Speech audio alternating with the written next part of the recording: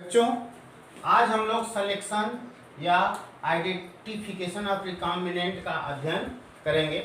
इसका अध्ययन करने से पहले जो इससे जुड़ी हुई चीज़ें हैं पहले उसको हम लोग देख लेते हैं। थोड़ा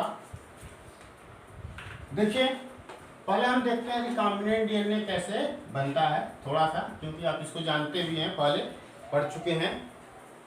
इसमें देखिए, जैसे पहले क्या होता है कि इस रिकॉम्बिनेंट टेक्नोलॉजी या रिकॉम्बिनेंट तकनीकी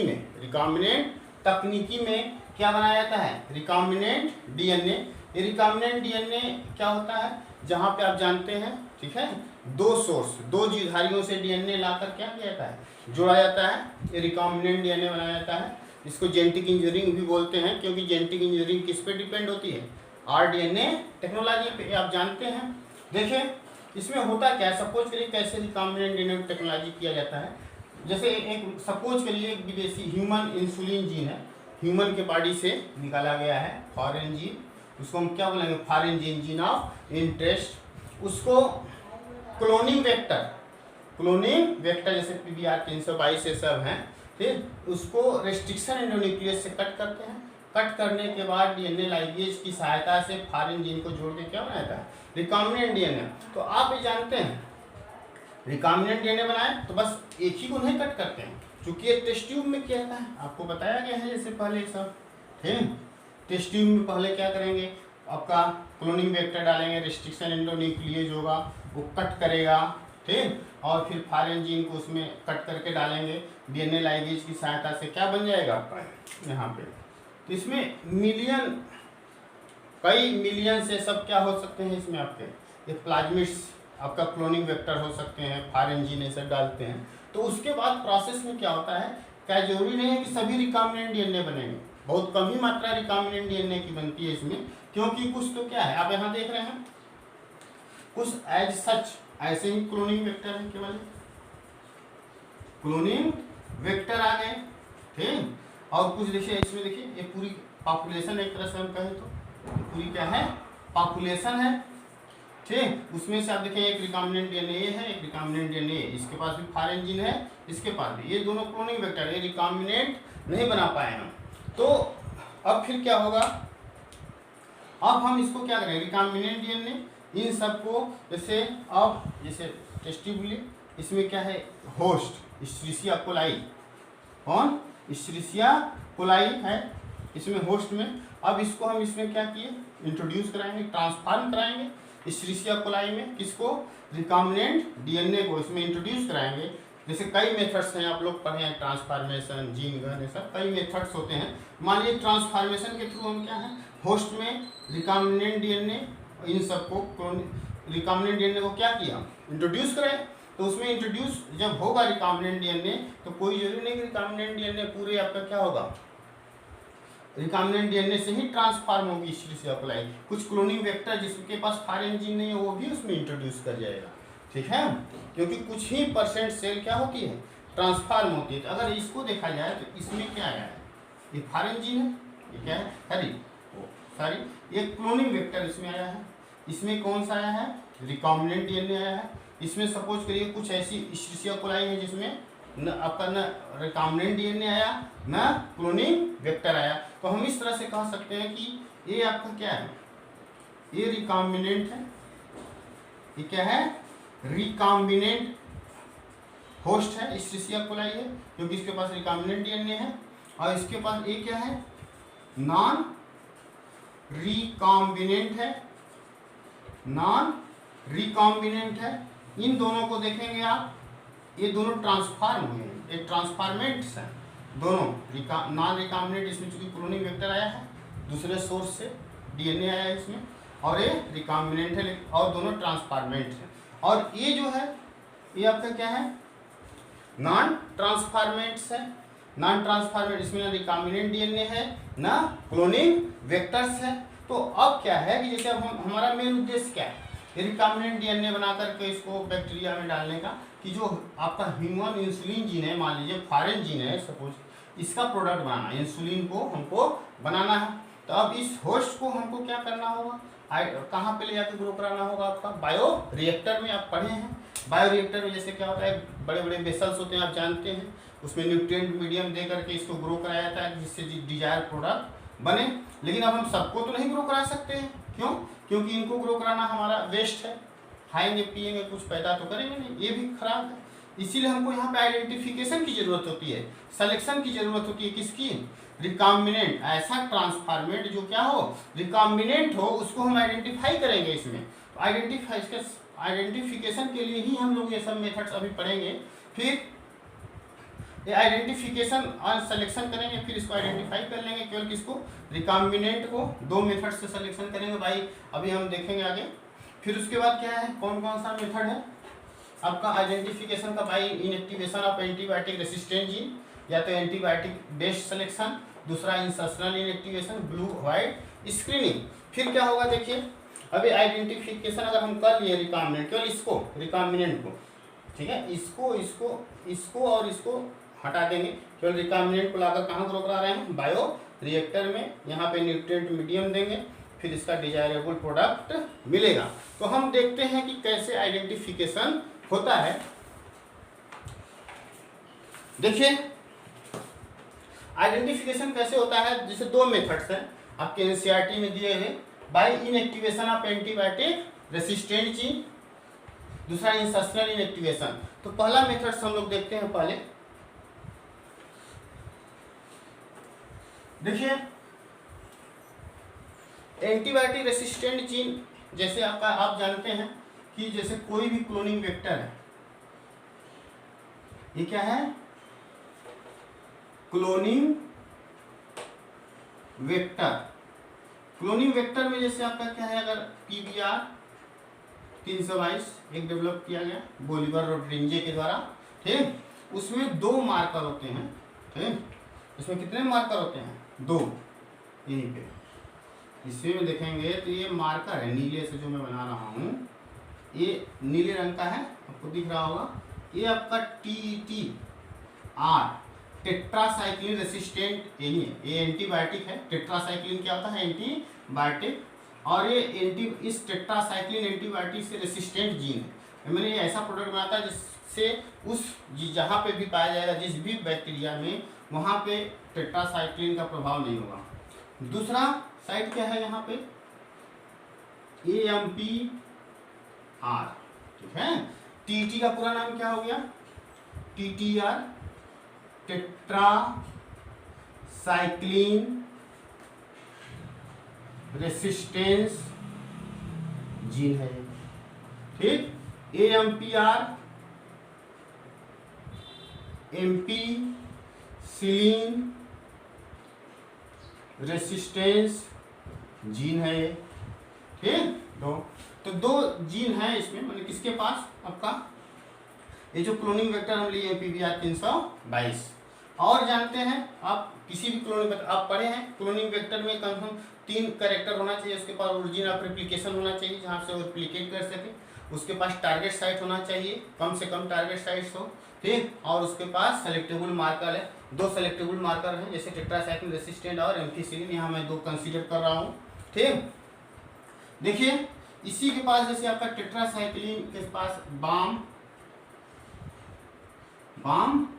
H1 का टारगेट साइट था, बाम H1 रेस्ट्रिक्शन इंडोन्यूक्लियेज का, ठीक। और एम्फीसिलिन, अब इन दोनों एंटीबायोटिक रेसिस्टेंट जीन में हम एक को सेलेक्ट कर लें, उसी साइट पे फॉरेन जीन को क्या करें? ऐड करें। अगर सपोज करिए कि ये है क्या, ये फॉरेन जीन विदेशी जीन है, या तो क्या है आपका ये जीन ऑफ इंटरेस्ट भी बोलते हैं इसको, जीन ऑफ इंटरेस्ट, जिसको हम करना चाहते हैं। देखिए याद रखिए आप लोग, फॉरेन जीन को ले लिए।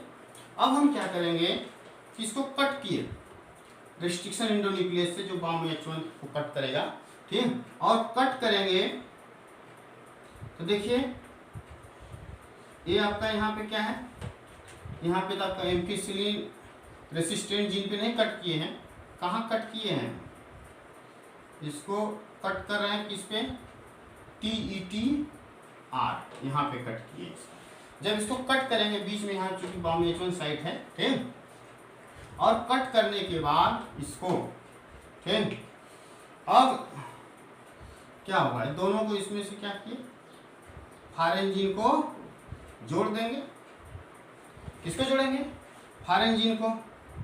देखिए आपका ये दोनों साइड में क्या है, ये दोनों साइड में टेट्रासाइक्लिन जीन है, टेट्रासाइक्लिन रेसिस्टेंट जीन है, और इसी में हम ला के क्या कर दिए, फॉरेन जीन को जोड़ दिए, विदेशी जीन को, ठीक। जिससे क्या हुआ आपका, अब एक TETR जानते हैं, जैसे आपका क्या है, अगर मान लीजिए सपोज करिए, हाँ सपोज करिए कि मान लीजिए ये आपका एक जीन है, ये कौन सा जीन है, ये मान लीजिए आपका TTR जीन है, टेट्रासाइक्लिन रेसिस्टेंट जीन है ये, ठीक। अब इसको हम काट दिए, इसको काट करके बीच में इसमें एक कौन सा है, नीला वाला ला के जोड़ दिए, कौन सा है आपका, फॉरेन जीन। ये जो जीन था आपका, ये दोनों फॉरेन जीन के, सॉरी टेट्रासाइक्लिन रेसिस्टेंट जीन के बीच में कौन आ गया है आपका, फॉरेन जीन। जानते हैं जब किसी भी जीन के अंदर या टेट्रासाइक्लिन रेसिस्टेंट जीन के अंदर किसी दूसरे जीन को जोड़ देंगे तो ये जीन अपना क्या हो जाएगा, इनएक्टिव हो जाएगा, ये अपना काम नहीं कर पाएगा। देखिए ये इनएक्टिव हो गया, निष्क्रिय हो गया, ये ठीक इनएक्टिव हो गया, और ये हमारा बन क्या गया, rDNA।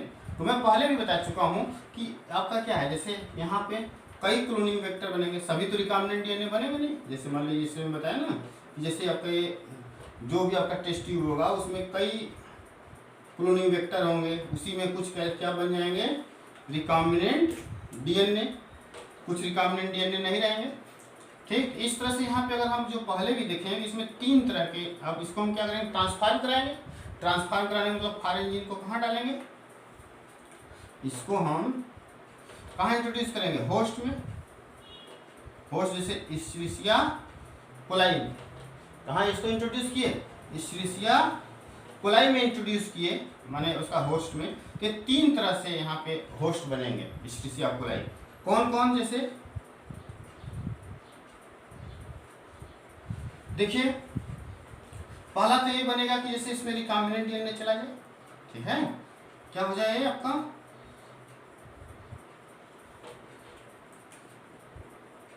इसमें रिकॉम्बिनेंट DNA आ गया, ठीक। इस तरह से दूसरा होस्ट है कि जिसके पास केवल क्या है, क्लोनिंग वेक्टर, जो हम क्लोनिंग वेक्टर यूज किए हैं, तो इसके पास जानते हैं जब क्लोनिंग वेक्टर आएगा तो इसके पास टेट्रासाइक्लिन और एम्फिसिलिन दोनों एक्टिव होंगे, TTR भी एक्टिव है और AMPR भी एक्टिव है, दोनों एक्टिव है इसके पास।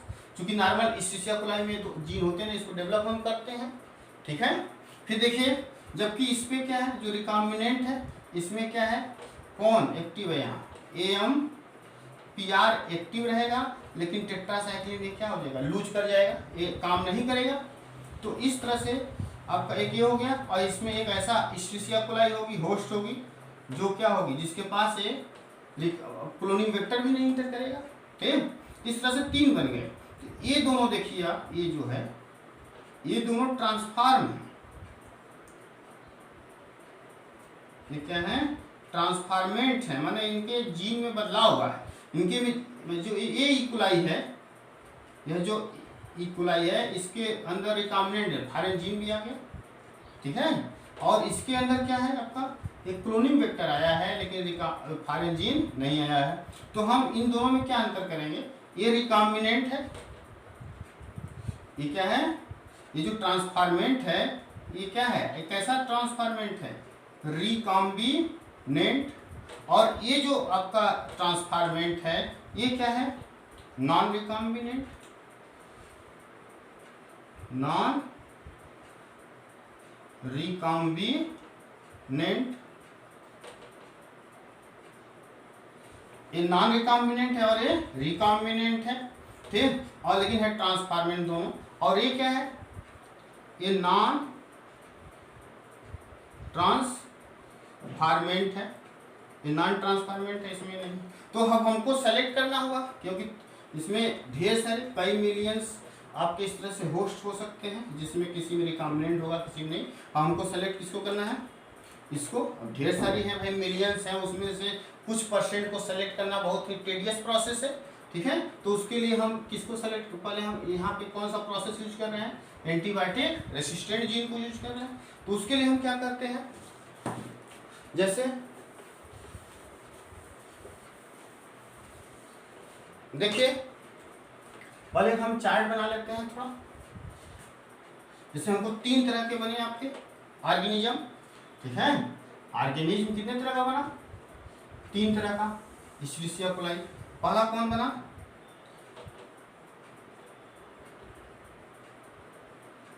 पहला रिकॉम्बिनेंट है, या तो हम कह सकते हैं ट्रांसफॉर्मेंट्स विथ रिकॉम्बिनेंट, ये है, ठीक। दूसरा ये ट्रांसफॉर्मेंट है, रिकॉम्बिनेंट है। दूसरा ट्रांसफॉर्मेंट्स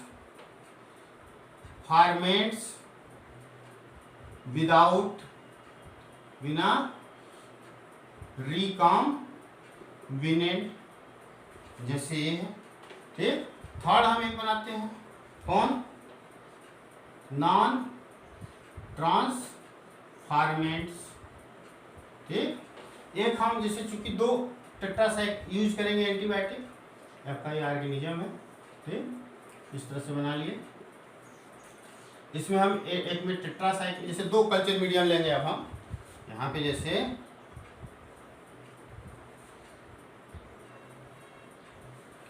अगर ये क्या है, अगर प्लेट विथ एम्पीसिलिन एंटीबायोटिक्स, एक अगर प्लेट है, ठीक है, अगर का जिसमें हम क्या लिए हैं, आपका एम्पीसिलिन एंटीबायोटिक डाले हैं। दूसरा ये क्या है, इस पे ये अगर प्लेट विथ टेट्रासाइक्लिन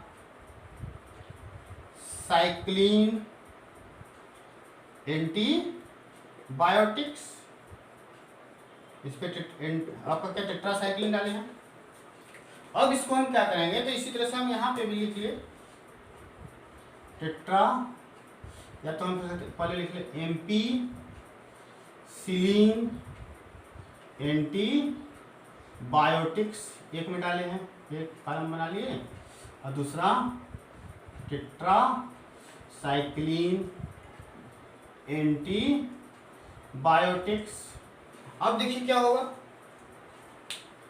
अब इसको हम जैसे ये आपका ये है, ठीक है, इसमें जो भी आपका क्या है, ये सब 3 तरह के हैं। ट्रांसफॉर्मेंट में transformant, recombinant, transformant, non recombinant और इक्वलाइज। अब हमको पहचानना किसको है, केवल इसको हमारा काम है। इसी को हम बायोरिएक्टर में क्या करेंगे, ग्रो कराएंगे। उसके लिए क्या किया जाता है, देखिए अब इसको हम ले आकर कहाँ ग्रो कराएंगे, एम्पीसिलिन में।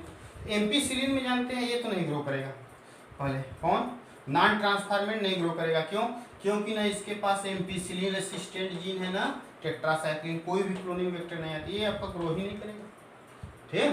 तो इस एम्पीसिलिन मीडियम में देखेंगे तो ये नहीं ग्रो करेगा, कौन, नॉन ट्रांसफॉर्मेंट। ये जो नॉन ट्रांसफॉर्मेंट है ना, पहले कौन है, नॉन ट्रांसफॉर्मेंट, ये इसमें भी नहीं ग्रो करेगा और इसमें भी नहीं ग्रो करेगा। क्यों, क्योंकि मर जाएगा ये ना, क्योंकि एंटीबायोटिक टेट्रासाइक्लिन इसको मार देगा, इसको रेसिस्टेंट करने वाला जीन है नहीं, तो ये यहाँ पे भी नहीं ग्रो करेगा, ठीक है, नॉट ग्रो।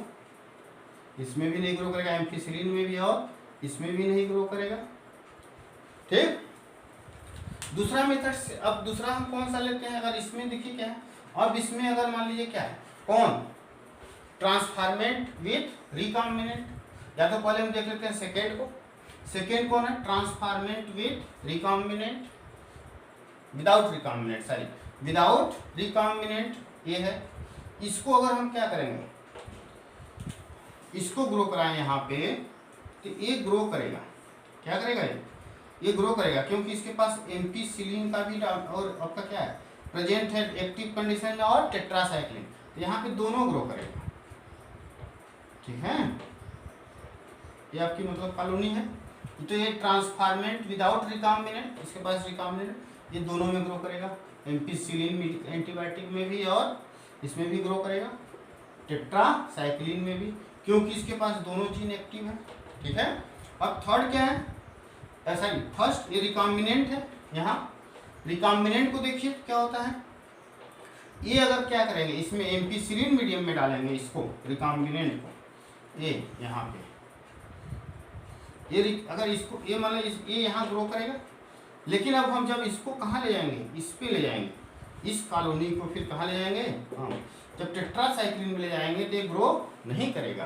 ठीक है, क्यों, क्योंकि इसके पास ये जो आपका क्या रिकॉम्बिनेंट ट्रांसफॉर्मेंट है, इसका जो टेट्रासाइक्लिन जीन है वो क्या हो चुका है, इनएक्टिव, वो ट्रांसक्राइब नहीं करेगा। तो जब यहाँ से कॉलोनी को उठाकर हम इस पे ले जाएंगे, ठीक है, तो जो कॉलोनी जैसे मतलब ये कॉलोनी कैसी है, अगर एक कॉलोनी यहाँ पे भी ग्रो कर रही है, इसको ले जाकर हम क्या करें, यहाँ पे भी ग्रो की, अगर ये यहाँ पे भी ग्रो की, एम्पिसिलिन वाले पे भी, टेट्रासाइक्लिन पे भी, इसका मतलब ये कंडीशन ये है ट्रांसफॉर्मेंट विदाउट रिकॉम्बिनेंट, ये बताया आपका। लेकिन जो कॉलोनी यहाँ पे क्या कर रही है आपका, यहाँ एम्पिसिलिन पे ग्रो की लेकिन टेट्रासाइक्लिन पे नहीं ग्रो की, माने ये एम्पिसिलिन पे क्या ट्रांसफॉर्मेंट विदाउट विथ रिकॉम्बिनेंट, ये एम्पिसिलिन पे तो ग्रो की यहाँ पे, लेकिन इस कॉलोनी को फिर ले जाके जब यहाँ ग्रो कराया तो ये ग्रो यहाँ नहीं कर रही है। इसका मतलब ये जो कॉलोनी मेरी है ये है क्या, ये रिकॉम्बिनेंट है, क्या है, रिकॉम्बिनेंट है। इसी को हम ले जाकर बायोरिएक्टर में क्या करेंगे, अब ग्रो कराएंगे, और इन सबको नहीं ग्रो कराएंगे क्योंकि ये सब रिकॉम्बिनेंट नहीं है। इस तरह से हम क्या करते हैं तो उसको सेलेक्ट कर लेते हैं। ठीक है, देखिए और दूसरा मेथड्स है जैसे आपका इंसर्शनल मेथड्स, उसको हम अगले वीडियो में देखेंगे।